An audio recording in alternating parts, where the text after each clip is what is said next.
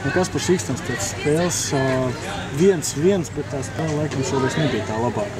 No tribīnēm visai vienmuļi izskaties, kā tev no vārtiem izskaties, kas tu pietrūk tajā veidošanā? Pirmajā puslaikā labi spēlējām, arī taktiski labi spēlējām. Iestām golu un kaut kā pašapmierinājāmies ar to laikam. Un iesēdāmies un uzreiz dabūjām no stūrīša. Un pēc tam var redzēt, ka jau bija grūtāk savākties, vai ne?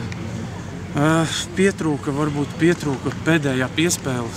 It kā bija labi momenti, uzbrucējs skrēja aiz muguras, bet tā pēdējā piespēle bieži vien piekliboja.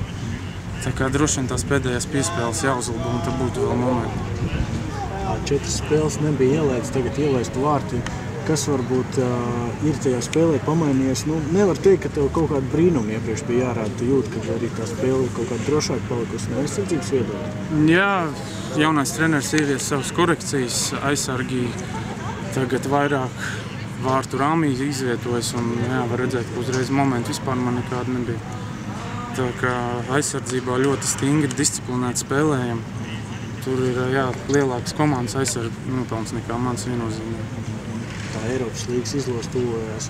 Tur visādi varianti ir, kā tev vairāk gribās, vai ir reāli pārvaram tā komanda. Vai kā skatāties uz to? Es domāju, ka pirmajā kārtā vajadzētu būt tām pārvarējumam. Ir arī tāds kā Rosenburg tur? Tad jā. Es domāju, ka uz tām Eirokausi tur ir 2 spēles, tas tā kā kauss apmēram, vai ne? Jānoskaņojas pareizi un jāatdodās. Kā saka, varbūt tās spēles, kur jāmēģina uzlikt augstāk par dibām. Tā kā cerams, ka mums izdosies. Vienalga, kāds tur pretinieks būs, bet mērķis ir pārvarēt. Kaut vai Rosenburgu. Lai izteic, lai. Paldies.